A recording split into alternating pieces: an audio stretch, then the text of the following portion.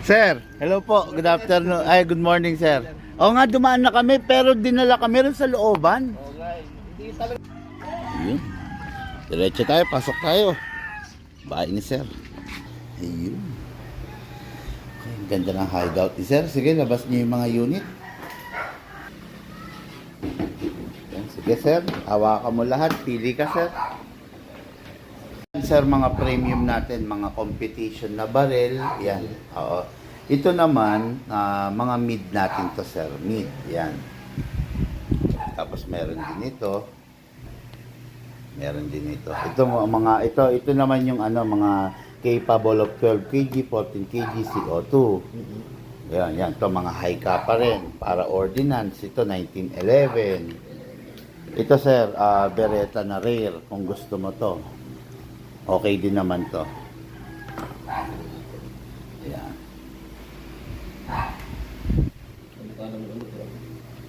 Panglibang-libang ba, sir? Di ba? Yes, sir. Simple to, sir. Yes, sir. Yes, sir. Pwede yan, sir. Yan, ZZ kasi yan, sir. More on competition din. Meron kasi tayong ZZ na, ito kasi polymer version ng ZZ. Meron tayong full steel na ZZ.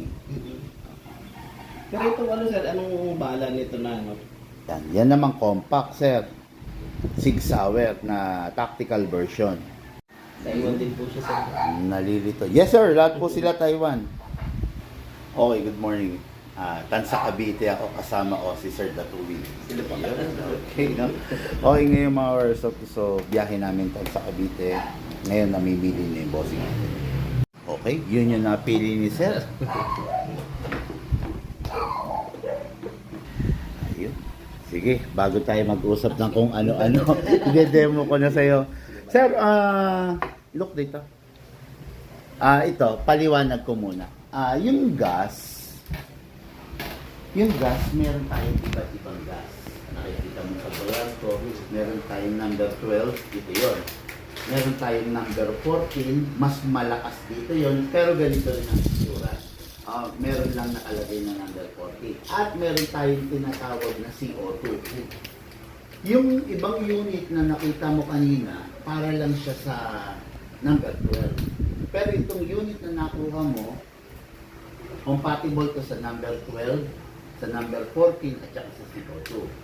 Ngayon, kung sakasakaling gusto mo nang mag-step up dun sa mas malakas na gas, inform mo ko para pwedeng mapadala kita nun. Ganun. Tapos, kaya kung gusto mo rin mag-CO2, inform mo ko. Pero for the meantime, okay lang na number 12 lang rin mo nang sabihin mo. Kasi, parang nasa breaking period pa lang rin naman tayo. Okay? Tapos, itong unit mo, kasi natin, naka-fixed barrel. Yan. Ang pag-check ng fixed barrel, patong mo lang yung kamay mo, hindi siya umuuga ng forward and reverse. Sayang, hindi ko na ipakita sa ibang unit.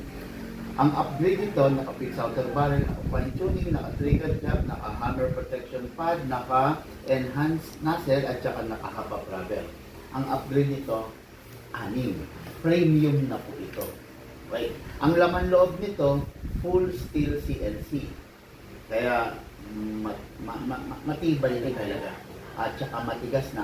Compared dun sa mga lower version. Yung kanina, yung pinipili, yung unang pinapili, yung pinipili, yung ganon. Yun. Compared dun sa mga lower version na kay Kappa. Okay? So, sa bala tayo. Sa bala, merong 0.20 at saka merong 0.25. Ito, magaang. Kung walang hangin sa paligid, nagpa-firing ka, okay naman to. Pero kung may hangin sa paligid, gumamit ka ng 0.25. Yung unit na to, pwedeng gamitan hanggang 0.35. 0.30, 0.35, pwede pa. Mas mabigat. Lagi mo lang tatandaan, sir, mas mabigat, mas fatal. Mas fatal ang damage nun, basta mas mabigat. Yun. Yung damage ang magdadala, yung bigay niya ng release. Tapos, yung unit, lifetime warranty. Kung sakaling magka-problema, kontakin mo lang po kami. Tapos, sanay ka naman sa barrel, yung dagan van, ingat lang, no? Tapos, isa pa, reminder ko lang, yung pansinin mo yung gas natin, malamig. Kasi nasa aircon, nasa sasakyan. Pero pag ikaw, kahit huwag mo nang ilagay sa aircon, kumbaga yung normal temperature lang. Kasi pag ganyan kalamig, tulog yung gas. Oo, tulog siya. Kumbaga malapot, ganun siya. Oo, tulog siya. Kaya kung mapapansin mo, parang wala. Parang wala. Pero meron yan, sir. Isang can, isang lata is good for 50 magazines. Opo. Kasi upgraded. Pag hindi upgraded, yung isang lata is good only for 20 to 25. Okay? So, yun. So, ito, silicone and reloader. Ayan. Start na natin, sir. Okay. Ito po yung unit. Tingnan po natin. Kaya, yung unit number 1, kakasa natin. Ilalak to, sir. Okay? Tapos, importante, sir, naman, sprayan mo itong part na po. Yun lang naman, sir. Konti lang. Tapos, ito, sir. Yung nozzle, itong ibabaw. Nakdong ka kaya? Alis na rin. Okay, okay. Tapos, edi, sa unit, okay na yan, dalawa. I-sprayan, 1 and 2. Sa magazine tayo.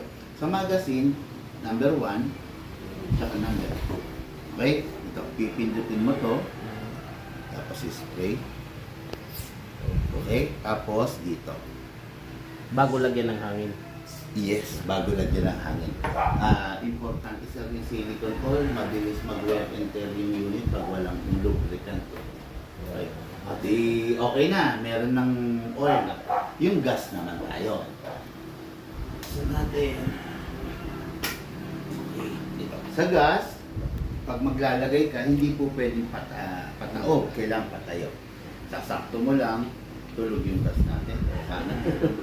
Ayan, sakto mo lang, gitna, tapos press down. 1, 2.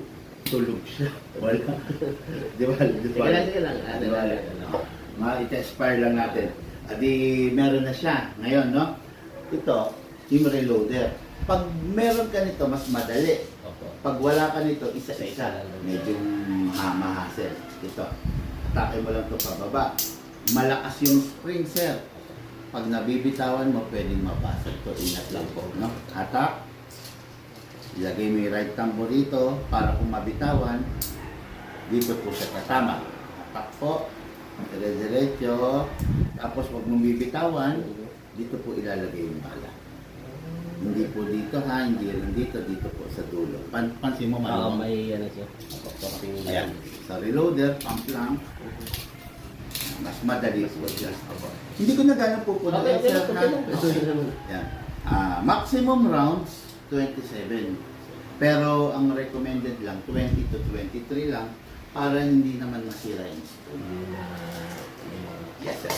Ngayon, sa unit, pasok, kasa, bitaw. Tapos, sir, meron siyang bigger tail. Abisado mo naman, may ambidextrous na seal. Yan. Bilaan. Tapos naka-optic sight, naka-bomar na neon dati. Saan ka magpapasok? Nasa bintana. Sige sir, ikaw na bahala sir. Kasi dito yung dito. Wala naman tatamaan dyan sir ha? Wala na rin. Manok sir. Manok. Taas sir. Yan. Open slide kasi sir, wala nang bala. Next thing to do, release the magazine, then release the slide. Hindi tayo na lang. Yes sir, hatak. Hatak lang yun. Then rest. Pwede yung bigla na. Pwede, mas maganda sir kung bigla. Yun. Then rest sir. I-rest mo yung hammer. Okay. Unsafe mo muna. Then rest. Yun. Okay na yan. Tapos, ayun, pag gusto mo na mag 14 kg, magsabi ka lang sa akin. Kung gusto mong i-upgrade ng laman loob, wag na. Sagad na ang upgrade niyan. Pwede mo lang i-upgrade yung mga labas. Scope, laser, flashlight, bahala ka sa. Bibilisan mo. Okay? Ayun. Thank you.